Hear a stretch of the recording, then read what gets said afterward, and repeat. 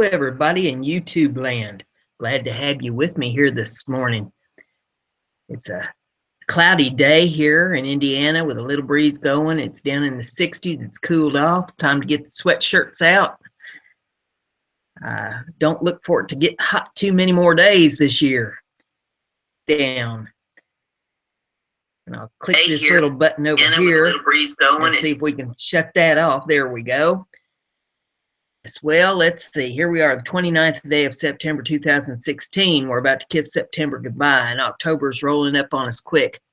And there's a lot of rumors flying about what we can expect in up.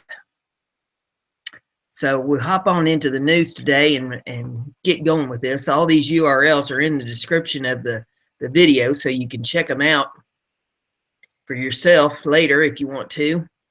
The first one that we have here, this is off of Rutgers, and it says 3 killed, more than 100 hurt in New Jersey train crash. Officials. And it says 3 people were killed and more than 100 people were injured, some of them critically, when a New Jersey transit train derailed and crashed through the station in Hoboken during the morning rush hour on Thursday, U.S. media and transit officials said. BBC reported that 3 people were killed, citing medical officials. 100 people with injuries, many of them with critical injuries. New Jersey Transit spokeswoman Jennifer Nelson told reporters she did not say if there were any fatalities. It's ad off that's trying to play here so we can go on with the news. It says pictures posted by commuters showed a train carriage that appeared to have smashed right through the station concourse, collapsing a section of the roof, scattering debris, causing devastation. ABC News said on its website that New Jersey Transit was reporting many passengers were trapped. And let me see what's going on here. And get this stopped so I can go on with the news this morning. People pinging on me. All right. It says ABC News said on its website that New Jersey Transit was reporting many passengers were trapped. Hoboken lies on the west bank of the Hudson River across from New York City. Its station, one of the busiest in the metropolitan area, is used by many commuters traveling into Manhattan from New Jersey and further afield. Linda, 62, said she was sitting in her seat in one of the train approached the station. She said she knew something was wrong a moment before the impact. I thought to myself, oh my God, he's not slowing up. And this is where we usually stop. Albie said, we're going too fast. And with that, there was this tremendous crash. Each other off the train onto the platform. They ultimately had to cross the tracks to get to safety, she said. On the platform, there was nowhere to go. The ceiling had come down. The injured sat on benches in the station while they waited for first responders, said Albie, who lives in Gloucester, New Jersey. She did not know how many had been hurt. So much, a lot of people in need of attention, she said. There were a lot of people who were really hurt. About 5 or 6 carriages and was not full because many passengers exit at the Albie said. New Jersey Transit said in a post on Twitter the rail service in and out of Hoboken was suspended due to the train accident. The Port Authority of New York and New Jersey did not have an estimate of the path service. The Federal Railroad Administration said in a post on Twitter that its investigators were en route to the scene. New Jersey State Police said it was sending multiple assets to the station and monitoring the situation. The worst crash in recent years in the United States was the crash of an Amtrak train in Philadelphia in May of 2015 that killed 8 passengers and injured 186. So there you have that story that happened just this morning. Prayers and love and light and all that goes out to these people in New Jersey this morning. Next one that we have for you off of the All News Pipeline. It says, Code Red Alert. Something huge is coming before the election. Infiltration of America completed ahead of the NWO endgame.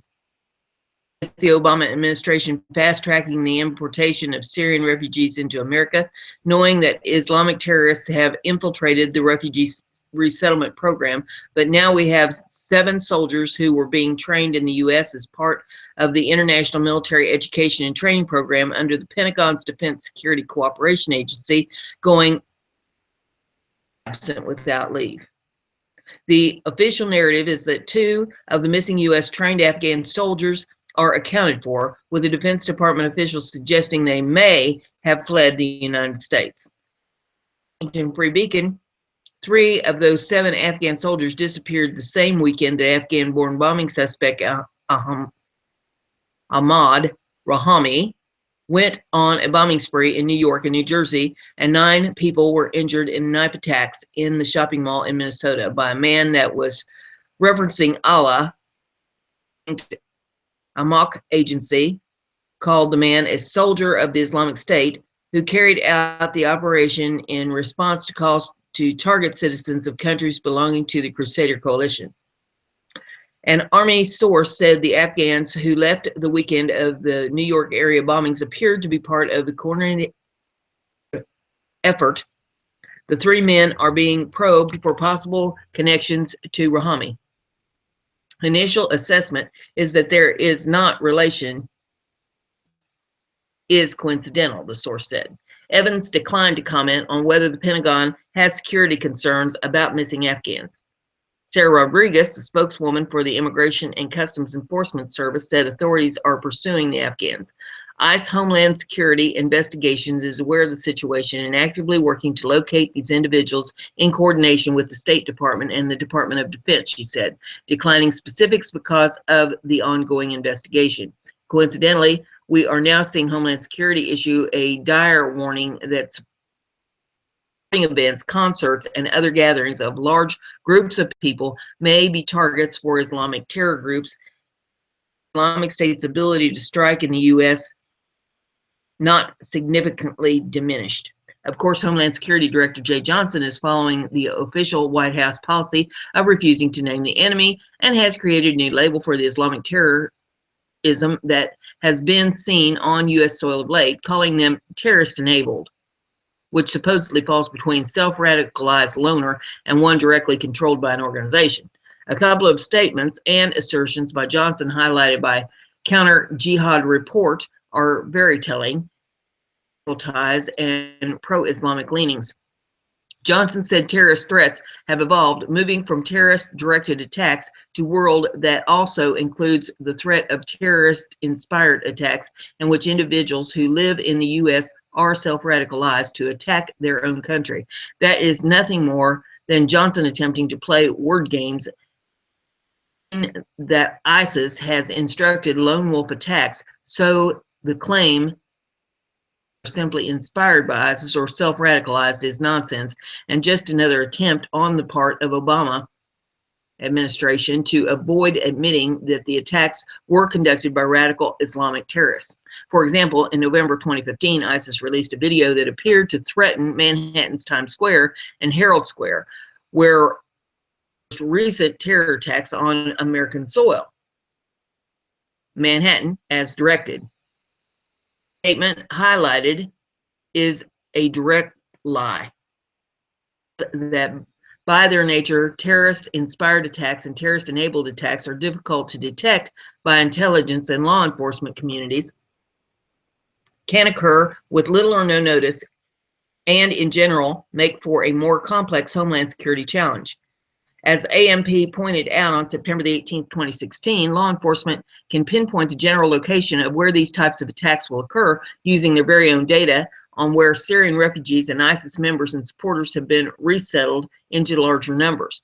As was mentioned in the article, in New York, New Jersey, and Minnesota, and occur at the Pulse nightclub in Florida are all shown to have received a significant number of Syrian refugees from September 2015 through July of 2016. There's a map here that shows where the have Syrian refugees settled. Look at that in the URL. It says the reason these types of attacks are difficult to detect is because Homeland Security, run by Johnson, as well as other investigative agencies under Obama's control, have been prevented from utilizing all intelligence capabilities because mosques have been off limits by government surveillance since October of 2011. The reason why can't be clearly seen in an article. Reason why can be clearly seen in an article by Discover the Network's org. Islamist infiltration of the Obama administration. And this goes on, so you can read this and watch some videos in it for yourself if you want to know more about it, but I think that pretty much puts it in a nutshell. The next one we have here is offthehill.com. It says Obama's flipping on me. Let me get this get this under control. Okay, Obama's contradictory stance towards Black asylum seekers. President Barack Obama hosted a leaders' summit on refugees as part of his final presidential duties at the United Nations General Assembly. During the summit, President Obama called on fellow member nations to make greater commitment to the record-breaking numbers of displaced people worldwide, urging cooperation and open arms. During his remarks, he conveniently neglected to mention the plight of thousands of Haitian migrants arriving at the U.S.-Mexico border.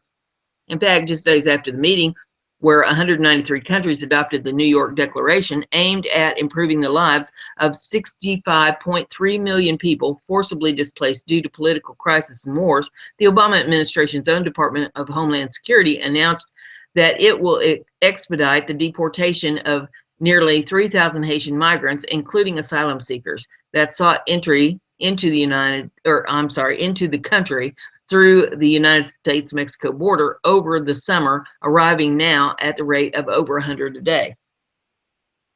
From the Refuge and Aid, Obama urged the United Nations, this shift in policy towards survivors of the 2010 earthquake slams the door shut on thousands of desperate men, women, and children. As Bastine of Haitian Women of Miami and of the Institute of Justice and Democracy in Haiti recently decried in the Miami Herald inhumane.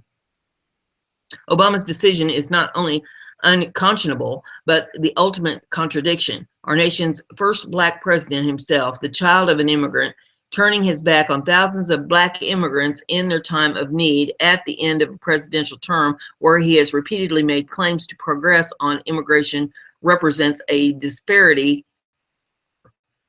Ironically, it is America's own actions that have brought Haitian migrants to our borders, legacy of intrusive policy, and the continued undermining of Haitian sovereignty. For these reasons and more, the Obama administration is obligated to extend humanitarian service to this vulnerable population without delay and must direct DHS to reverse its decision to resume deportation to Haiti. Of Haitian migrants crossing the U.S.-Mexico border is neither routine nor driven by self-interest, but the direct result of destructive policies and practices to undermine and destabilize Haiti's political and economic stability for U.S. interests. Since 2010, entities such as Clinton Foundation and the Red Cross have initiated land grabs, wasted millions on ineffective recovery efforts, and contributed to corporate-backed political candidates in Haitian elections, a move that has produced delays in Haiti's own presidential transition. These conditions have forced tens of thousands to seek work in Brazil and Venezuela and then make a harrowing 7,000-mile journey north through Latin America as their only chance for safety and security, while the countries while the countries that they traverse through experience economic and political turmoil as well. It is truly deplorable that the administration would now criminalize the victims of our harmful policies through punitive enforcement and deportation after they have been through. The second big citing improved conditions of Haiti and existing programs such as temporary protective status and Haitian family reunification parole, the administration is being deliberately misleading and contradicts itself in the decision to criminalize Haitian nationals arriving at the border. Both of those programs were reluctantly announced following pressure from organizations such as Black Alliance for Just Immigration. The HP program, awarded after nearly 5 years of delays, is woefully limited to a small fraction of eligible candidates. Post-earthquake recovery conditions that make these programs necessary, but they do not apply to those now arriving at the border. The progress in improving Haiti's conditions have been slow and uneven, still living in tents due to slow reconstruction. The ongoing deadly cholera outbreak caused by UN forces has yet to be adequately addressed. Years-long delays of Haiti's presidential election has caused massive social unrest. Decision just weeks away. Far from shutting the door on displaced Haitians, expanded admittance policies would go further in addressing the gravity of the situation as Haiti is in transition. Finally, the decision to resume deportations of Haitian migrants is rooted in anti-Black racism, as well as particularly anti-Haitian stigma that refuses to see Black immigrants as worthy of humanitarian aid. The U.S. has long characterized Haitian immigrants as criminals. The tradition began in 1963 when the first boat of Haitians seeking political asylum was thoroughly rejected by U.S. immigration officials, while at the same time the U.S. admitted thousands of Cubans as refugees and political asylees. This practice continues with detaining and deporting Haitians in disproportionate numbers. The U.S. has exported these punitive and anti-Haitian practices throughout the Caribbean by training immigration enforcement officers in the region and directly supporting the building of border walls, detention centers. In the Republic, the U.S. refusal to acknowledge the plight of displaced Haitians and maintaining inhumane practices of neglect, disrespect, and violence amounts to a gross violation of human rights. So let's see, he's got a little bit more here. It says, while President Obama's heartwarming rhetoric urges the international community to greet refugees with open arms, his words ring hollow for the Haitian people displaced as a direct result of U.S. policies. These courageous people who have sojourned for years in search of a way to feed their families and find a place to call home, now with cold chains of indefinite ice and an uncertain fate. With just days left for the Obama administration, the president must act now to correct this grave injustice, reverse the DHS decision, and work to enact meaningful humanitarian assistance to Haitian nationals seeking refuge in the United States. Interesting to me that he doesn't seem to have any problem with these Somalis coming in, but he's got a problem with the Haitians.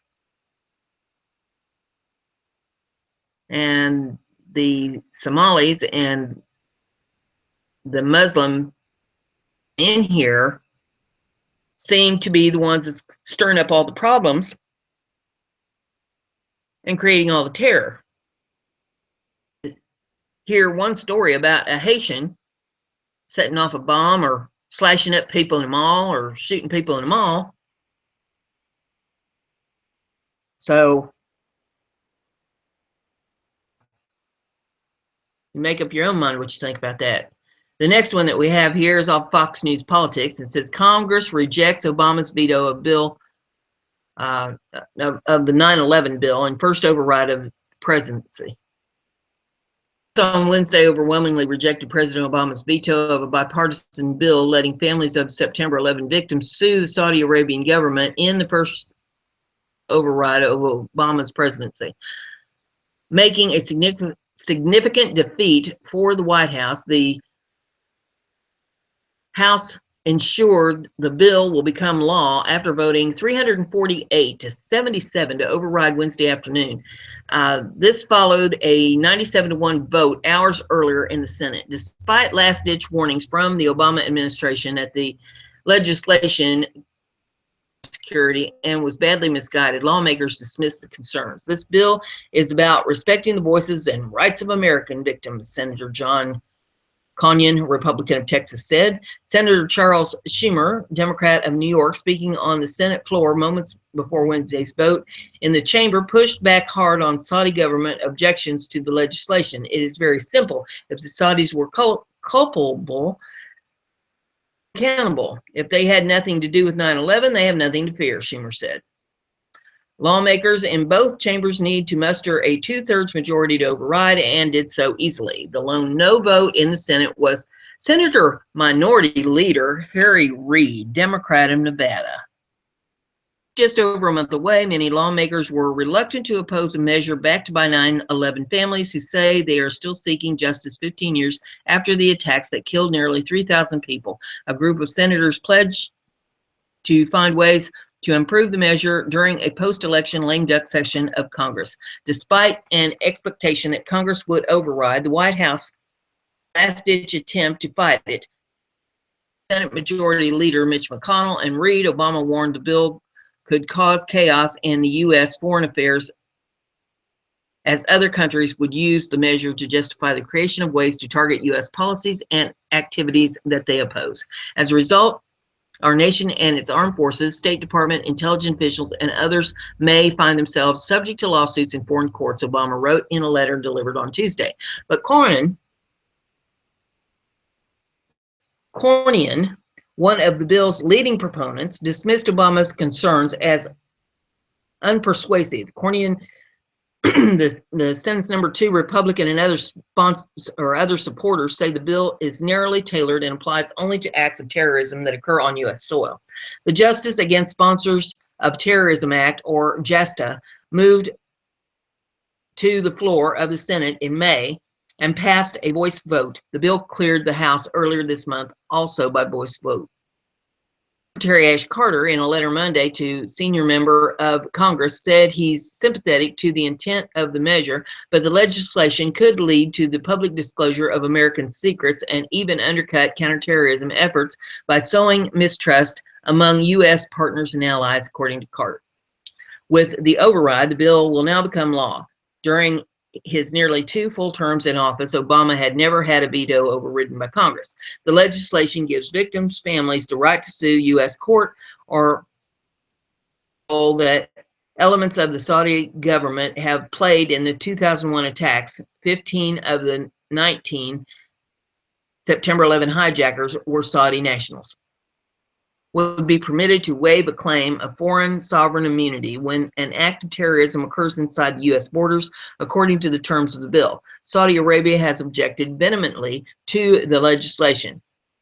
Obama vetoed the measure last week, telling lawmakers the bill would make the U.S. vulnerable to retaliatory litigation in foreign courts that could put U.S. troops in legal jeopardy. But the bill's proponents have rationale as unconvincing and unsupportable, saying the measure is narrowly tailored and applies only to acts of terrorism that occur on U.S. soil. Christian Brettweiser, a 9/11 widow and co-chair of the September 11 Advocate Citizens Assessment, saying that the defense secretary had testified before Congress last week that he wasn't an expert on the bill.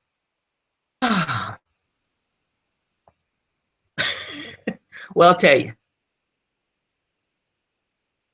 there's a reason that they passed this.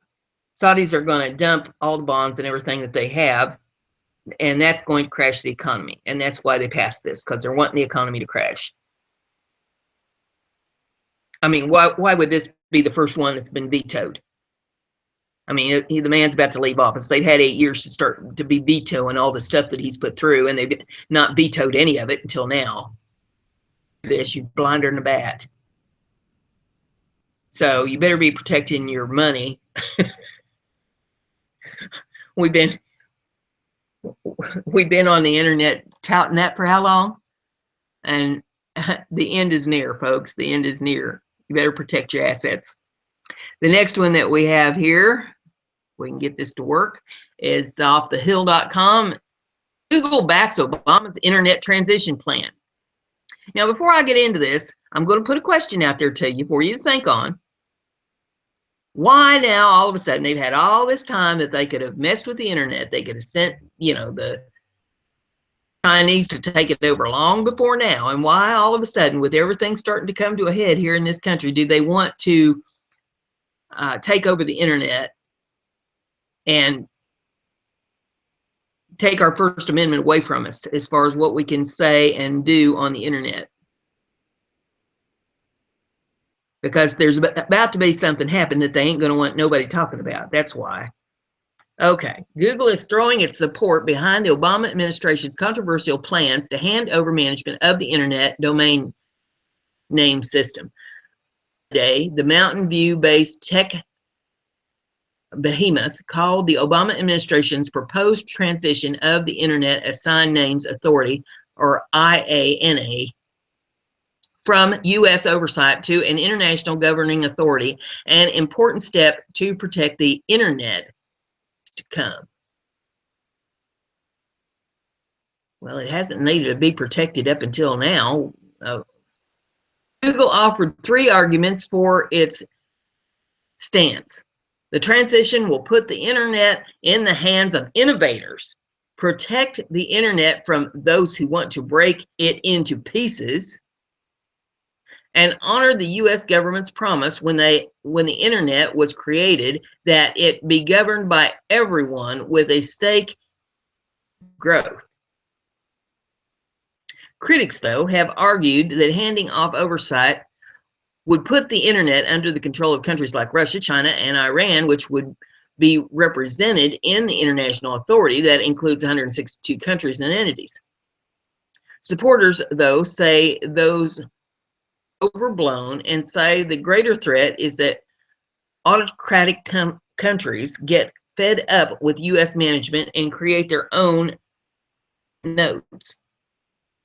Supported the measure in a letter also signed by Facebook, Twitter, and Amazon, urging top lawmakers not to block the proposal. But Monday's blog post is the first time it's taken expressed individual support. The transition is set to occur at the end of the week, despite the opposition of some Republican lawmakers. John Thune, Republican of South Dakota, and Ted Cruz, Republican of Texas, and Representative Sean Duffy, a Republican of Wisconsin, led a charge against the White House proposal calling for a policy rider delaying the transition to be included in a continuing resolution to fund the government, but no such measure was included in the Senate funding bill unveiled last week. Senate Majority Leader Mitch McConnell, Republican of Kentucky, said that it was left off in favor of a clean continuing resolution.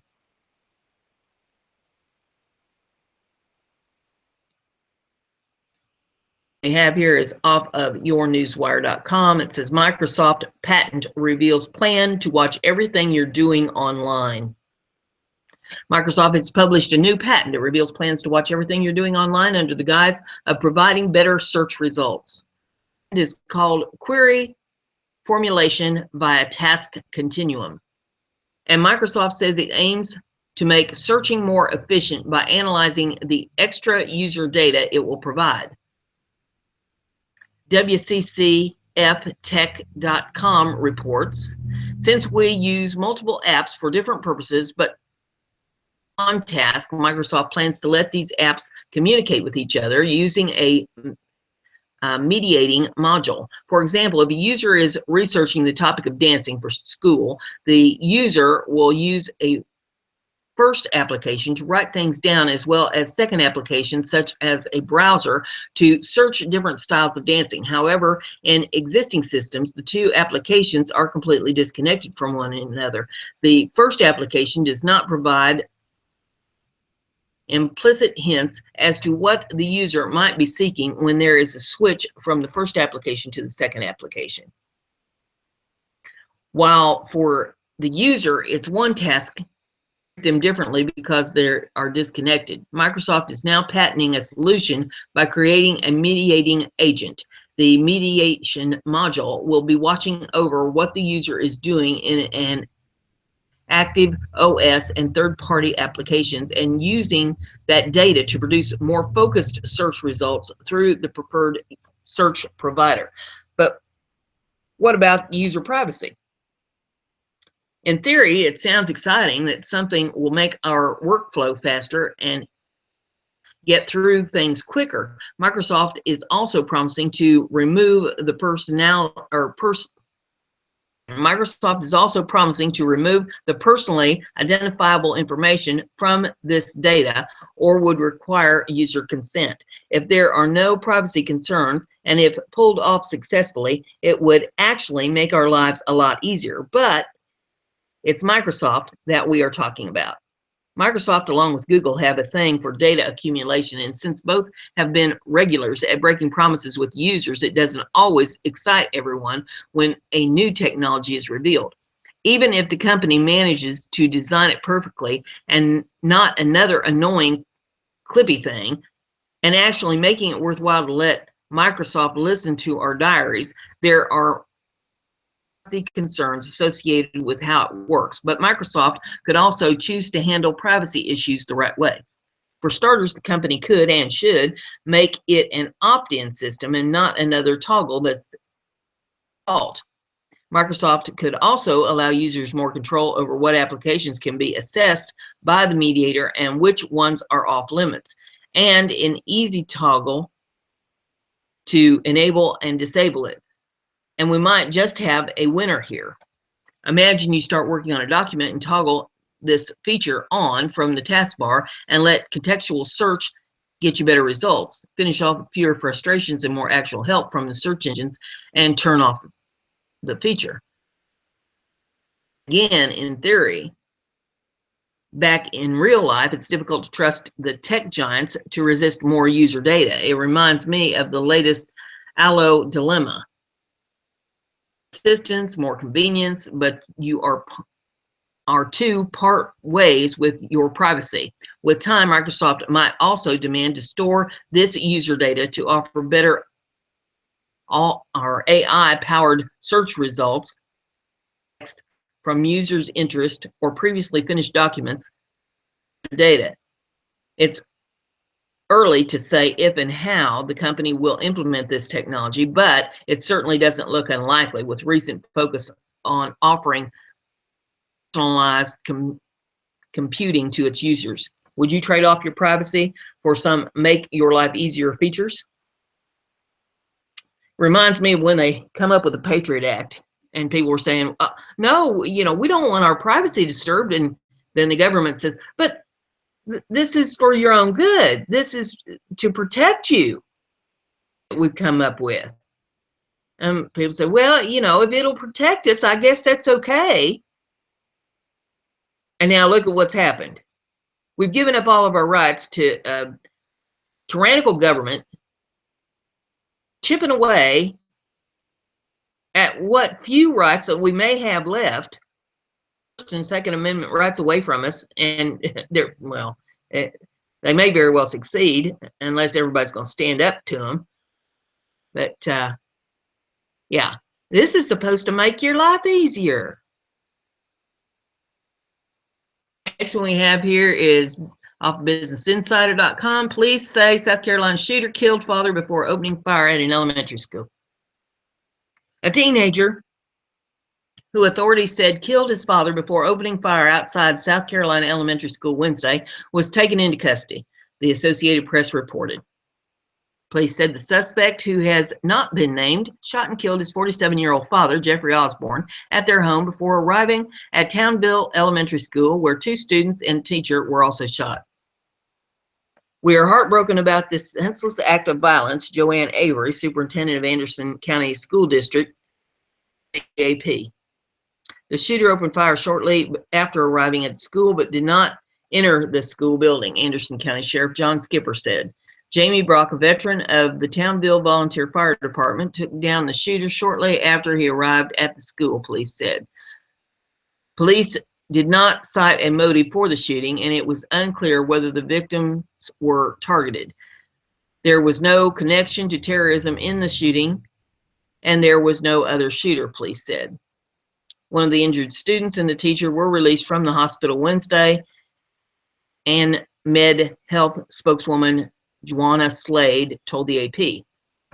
Another student, Jacob Hall, remained in critical condition Wednesday, Greenville Health System spokeswoman Sandy Dees told the AP. Gibson County Police, who are trained to deal with active shooter situations, responded to a call of possible shooting at the Townville Elementary School about 1:45 p.m. on Wednesday. The school was cleared by police officers in SWAT gear.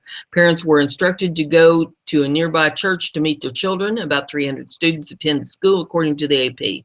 BuzzFeed's Emma O'Connor had reported that the suspect shot and killed his father before heading to the school. South Carolina Governor Nikki Haley released this statement. As we work together with law enforcement to make sure they have the support they need to investigate what happened in Townville, Michael and I ask that everyone across South Carolina join us in praying for the entire Townville Elementary School family and those touched by today's tragedy.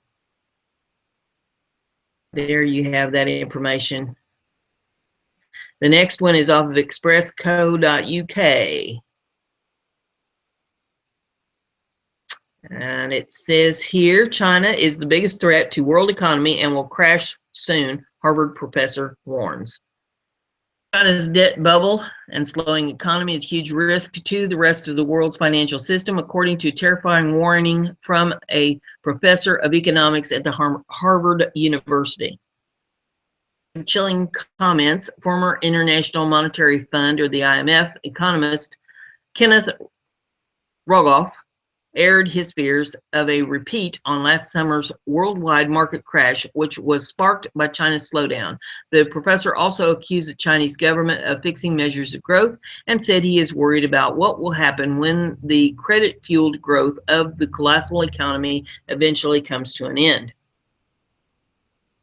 I think the economy has slowed down much more than the official figures show, and if you want to look at the world that has a debt problem, look at China. They've been a credit-fueled growth. These things don't go on forever. Worries over China's slowdown triggered a huge market crash last summer and again at the start of 2016. For now, fears have been calmed, but Mr. Rogoff says the country is a huge worry despite what other critics claim. That everyone says China's different, everything. They can control it only to a point. The economic expert added, I definitely worry about China, a hard China. We're having a pretty sharp landing already, and I worry about China becoming more of a problem. There isn't really a substitute for China's growth. And there is also little the world can do to prepare for China's fall, the expert warned when asked. He said, that's a really tough question. You'd like the rest of the world not to be depending on China so much. There are limits to what you can do when a country that big is slowing down. You have the Saudis about to dump the bonds, and you have China about to crash. And we're tied into both. Warns, let's see, this is off of SputnikNews.com. UN warns next global recession may trigger sovereign debt default contagion. It says the UN Conference on Trade and Development rang the alarm on the possibility of global debt default due to international economies' over reliance on low interest rates to stimulate economies. The next economic crash may be the last, warns trade economists at the United Nations, cautioning that the next global recession could quickly get out of control, plunging the world into economic depression and resulting in post-apocalyptic failing of major governments as the world's bond market teeters on the precipice of a full-on meltdown. In the wake of the 2008 economic collapse, countries around the world forced their economies afloat by flooding the market with cheap money by artificially lowering interest rates, an unprecedented rate point at which benchmark rates have remained for nearly 8 years now. Emerging economies, including Brazil, Russia, and South Africa, may be the worst hit in the event of another economic slowdown, as they are most likely to face a credit crunch from lenders who are unwilling to renew their debt or buy more, pushing borrowing costs to unprecedented levels.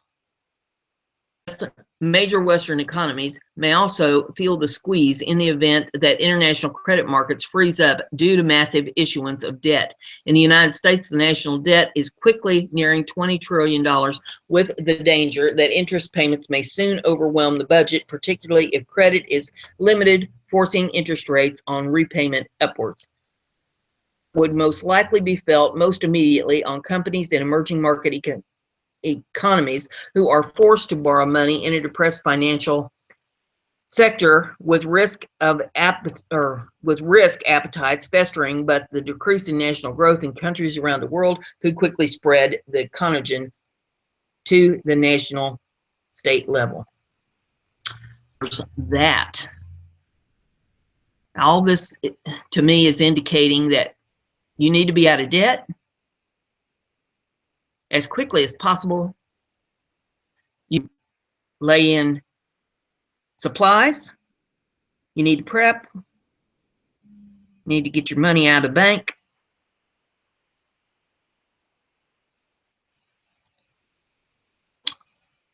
The next one we have here is off zerohedge.com.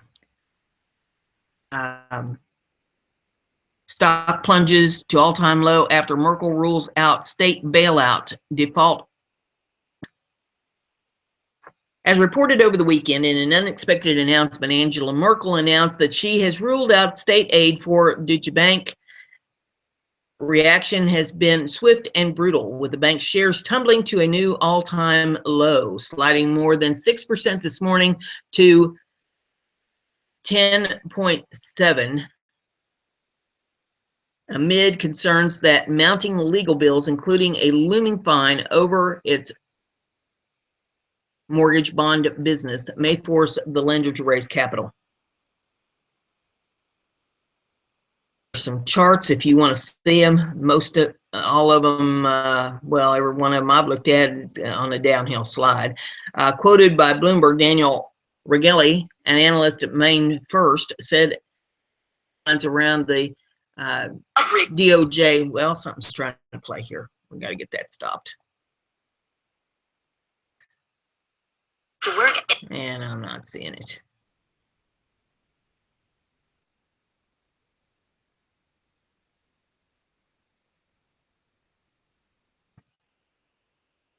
Okay, I think this is it. We'll put a stop to that.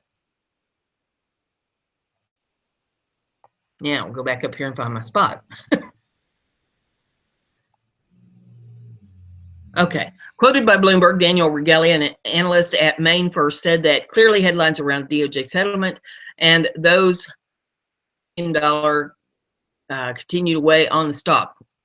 Nobody believes that they will end up paying that amount, but for some investors, it might be a concern that even the German government is discussing Deutsche Bank's situation.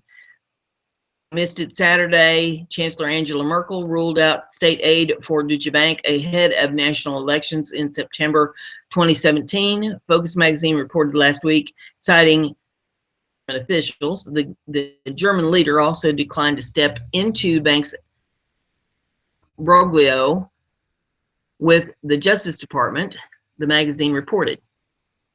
Germany's biggest bank would be significantly undercapitalized, even assuming enough provisions to cover the settlement in the mortgage securities case. Andrew Lim, an analyst at Societe Generale SA, said in a note earlier this month, a settlement range of $3 billion to $3.5 billion would leave the bank room to settle other legal issues, while any additional $1 billion litigation charges would erode 24 basis points in capital, JP Morgan Chase and Company analysts wrote.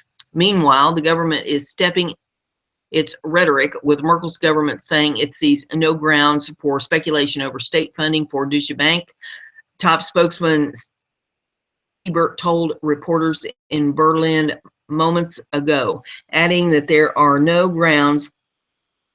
Siebert tells reporters in Berlin participate in any such speculation. Siebert responded to report in Focus that Merkel has ruled out state assistance for Deutsche Bank. Merkel regularly meets German banking executives. Siebert says declines to confirm bank. The CEO, John Cryan, reiterates Germany expects a fair result in Deutsche Bank talks with U.S. authorities. Not everyone is sad this morning. However, short sellers have renewed their wagers against the bank. Close to 3% of shares outstanding on September 22nd from almost a 3-month low of 1.7% on September 16th, according to data compiled by Market. At this rate, sellers are expected to join the fray. On Deutsche Bank going down. They're the one going to take the fall for a lot of the issues. Waiting for this next one to come up. It's off the Washington Examiner. It says IRS employees sentenced for stealing tax refunds. IRS employees are being sent to prison for defrauding taxpayers out of hundreds of thousands of dollars, according to Treasury Department Inspector General reports released Wednesday. The office said IRS employee Keisha Hall used her position to access the personal information of hundreds of taxpayers between 2008 and 2011, creating fraudulent returns on her own computer and receiving more than $550,000 in tax refunds she requested to be sent in form of debit cards. After Hall came up with the idea for the scheme, she asked 4 people to help her hide where the money was going by having the tax refund debit cards sent to a number of drop addresses. They used taxpayers' money to buy goods and services for themselves or turn the refunds into cash by using ATMs. For a refund received via paper treasury checks, they used fraudulent endorsements to cash the checks at banks. The other scammers were compensated with a portion of the money or refund debt received. Hall received 110 months, which is just over 9 years in prison, after pleading guilty to stealing government funds, identity theft, unauthorized access violations, and conspiracy to commit mail fraud. The federal government recommended the scammers be held liable for at least $438,187 in restitution, but reserved the right to increase the amount if additional cases were found before Hall's sentencing. Alleged co-conspirators Jimmy Goodman, LaShawn Robertson, and Abdullah Coleman have also been arrested and charged, though legal action against Coleman is pending. Both Robertson and Goodman received more than 3 years in prison after also pleading guilty. In the second case, Atlanta-based IRS auditor Krishika Wise developed a complex scheme in which she pretended to legitimately collect money that taxpayers owed to the IRS. After a married couple accidentally underreported their income and underpaid the IRS, the taxpayer's accountant reached an agreement with the IRS for the 2 taxpayers to pay $7,500. Try this again. 7,000. Wow, my eyes are playing tricks with me today. I need to get glasses. $758,856. Wise filed fake IRS forms that showed only $282,363 was owed and tried to collect the rest. Wise was sentenced to a mandatory minimum term of 2 years of imprisonment for identity theft. The report states additional legal proceedings are anticipated. Get your tax refund. I think I probably have a good idea where it went. Holy smoke. The next one we have here is off the All News Pipeline. It says, insider warns. Everyone I've talked to thinks we're doomed. They say the future is going to be rough. According to the news story from Ingrid Schmidt over at The Hollywood Reporter that the Drudge Report linked to this morning, panic and anxiety have sparked a mad rush to build luxury bunkers for the super rich in Los Angeles, California. Just the latest story, we've read about the elite preparing for something huge that has many of them alarmed. Their story tells us in the first paragraph, these bunker owners think they could be next Adam and Eve. It also tells us that according to Gary Lynch, the GM Rising U.S. bunkers. Bunker sales have increased 700% in 2016 over 2015. Their bunkers start at a low end of $39,000 and go up to $8.35 million or more. And Trumpocalypse is on the minds of many. Everyone I've talked to thinks we are doomed no matter who is elected, according to Mike Peters, owner of the Ultimate Bunker out of Utah. Ultimate Bunkers builds high-end bunkers in California, Texas, and Minnesota. And Peters also added, people are going to luxury to live underground because they see the future is going to be rough. According to Robert Vincio, founder of Vincio's Underground Bunker Systems, people such as Bill Gates and other elitists are building luxury bunkers under each of their properties, and they look at such investments as form of insurance. A few $1 million is nothing to them if their investment allows them to survive what so many are concerned.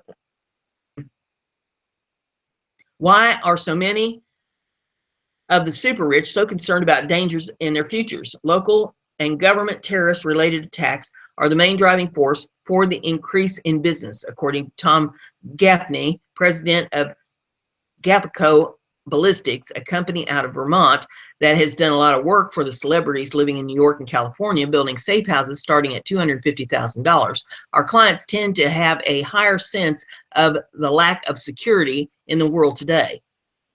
What do the super rich know that most Americans don't know? With Islamic terror on the minds of many, including both the FBI and the DHS, Susan Douglas told us earlier today, America should be on code red alert between now and at least the election day, as the Trojan horse infiltrator of America ahead of the globalist endgame reaches a peak.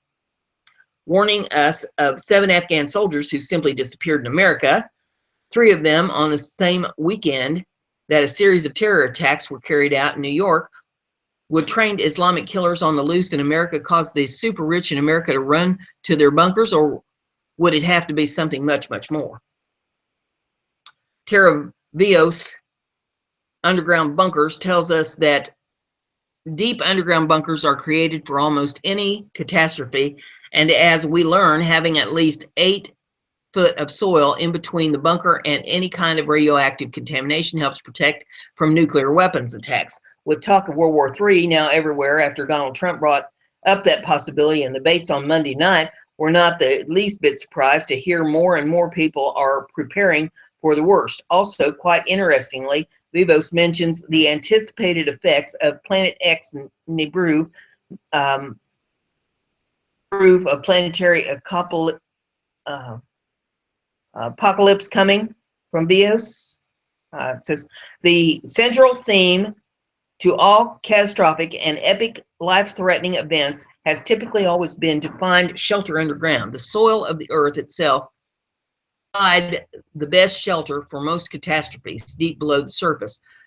Vivos shelters are deep underground, fully self-contained complexes designed to survive or substantially migrate virtually any catastrophe scenario, including natural or man-made disasters. Whatever the threat, our shelters are built and engineered to withstand or just about everything from a pole shift to supervolcano eruptions, solar flares, earthquakes, tsunamis, pandemics, asteroid strikes, the anticipated effects of Planet X Nibiru, and man-made threats, including nuclear explosions, a reactor meltdown, biological or chemical disasters, terrorism, and even widespread anarchy.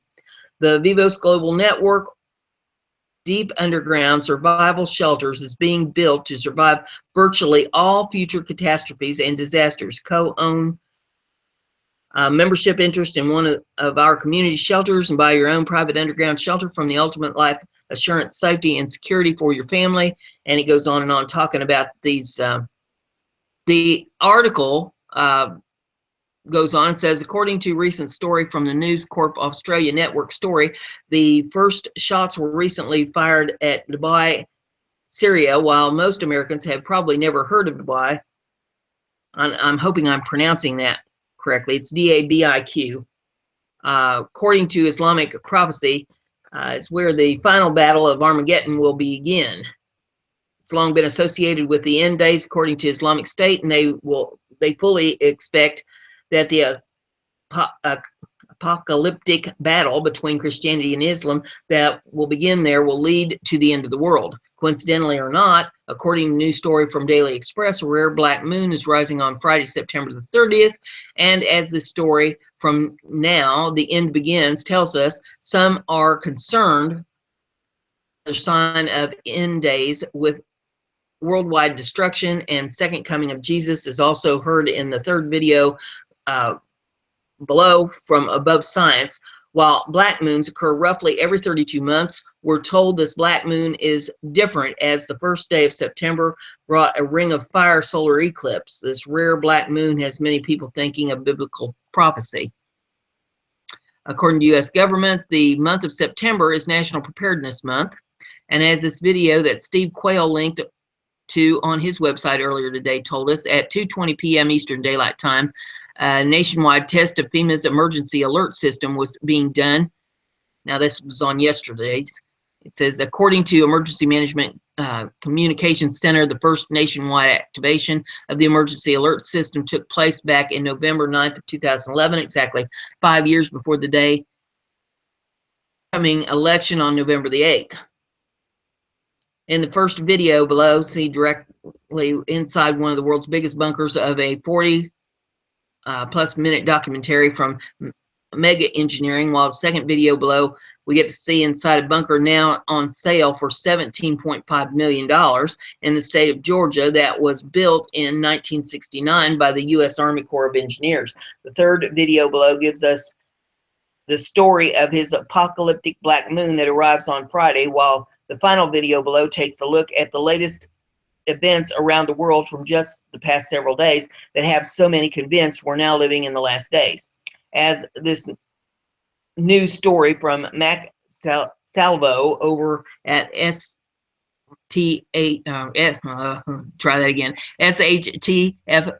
plan tells us, while it may be that the end of the world is nigh, the elite will be living high life underground where they can be much closer to their master. There must be a reason why they're getting so prepared, Salvo tells us. And that is in itself the reason enough that we should too. There's videos that you can take a look at in this if you want to learn more on that. While you're learning more on that, since I don't have $17.5 million to get an underground shelter, I'm going to be preparing. So there you go. The next one we have here is off of brebarton.com. And this is going to be your story, I guess, for the day. It's I think it's kind of heartwarming. It says, grieving man pulled over by officer who drives him 100 miles to attend his sister's funeral. It says, an Ohio police officer went above and beyond his job description when he offered to drive a grieving man pulled over more than 100 miles to his sister's funeral. When Mark Ross heard the news that his 15-year-old sister was killed in a car accident, he wanted to find a way to be with his family as fast as he could. Ross did not have a vehicle, so he asked a friend to drive him from Indiana to Detroit, Michigan, WJW reported. Ross wrote in a Facebook post that police pulled him over as they were speeding through Ohio to get to Detroit. I knew I was going to jail due to a petty warrant, Ross wrote in the post. Was in the passenger seat when Trooper J. Davis pulled him over and arrested the driver for driving with a suspended license and on an outstanding warrant, Inside Edition reported. The officer took the driver into custody and towed the vehicle, leaving Ross stranded in Ohio. When Ohio State Highway Patrolman Sergeant David Robinson arrived, he offered to drive Ross more than 100 miles to his destination in Detroit. I broke down crying and in my cry, he reaches over and began praying over me and my family, Ross wrote. He offered to bring me 100 miles further to Detroit because they towed the vehicle. Everybody knows how much I dislike cops, but I am truly grateful for this guy. He gave me hope. Robinson kept his word and drove Ross to a coffee shop in Detroit where he could meet his cousin. It was just so overwhelming, Ross told Inside Edition. They were trying to help us. Ross and his family were grateful for Robinson's generosity and invited him to the funeral. He's actually going to attend the funeral, Ross said. Ross's Facebook post has gone viral. It has been shared more than 100,000 times since Sunday. Point out, now this should not matter at all, but the gentleman that was trying to go to the funeral was a black man and the officer was a white man. Ordinarily, that would make absolutely no difference whatsoever. But since we have all this Black Lives Matter and riots and hatefulness and racial stuff going on, I thought that I would point that out. He wasn't shot. There were no riots. And, you know, the officer went out of his way beyond the call of duty to take this man to his sister's funeral. So that kind of warms the heart, you know, that we hear so much negativity in the news about everything that's going on. My goodness gracious, it's the economy, or it's the riots, or it's the elections, or it's the debates, or something constantly being thrown at us. And it's so nice. Is paying it forward. Somebody is doing nice for somebody else. So few of these stories and so many of the others. It's unbalanced. It's totally unbalanced. So with that being said, you need to balance yourself. You need to balance the positive with the negative, which means you need to be doing far more positive than what we're hearing in the negative to balance things out. I'd challenge you to get out there, do something nice for somebody, pay it forward, balance yourself. Find is all you need is a couple minutes to go out and kick off your shoes, put your feet down in the grass, take a breath of fresh air, and breathe. Calm your insides. And then put your shoes back on and go out and do something nice for somebody. Visit a neighbor. You know, you probably have somebody that's lonely in your neighborhood that appreciate a little bit of company and somebody to talk to for a few minutes. Or find somebody that needs a little something done. Needs some windows washed, or their car washed, or their yard mowed, or some weeds pulled, or, you know, a little something, you know, take a few minutes out of your day and do something nice for somebody else. You'd be surprised how fast it'll come back to you. So with that being said, we're going to shut her down for today, and I appreciate everybody being with us. And if you liked it, and share it, let everybody know that we're doing some news here for whatever time that we have left with our First Amendment and our internet. So here tomorrow. Bye.